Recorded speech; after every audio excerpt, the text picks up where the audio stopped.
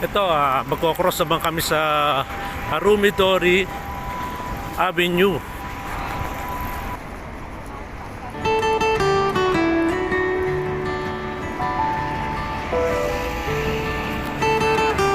Mga kalabay, ito na yung Choco G Market.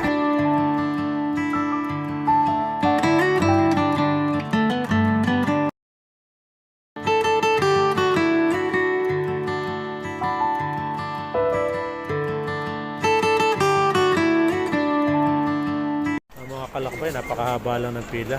O-order kasi kami ng pagkain.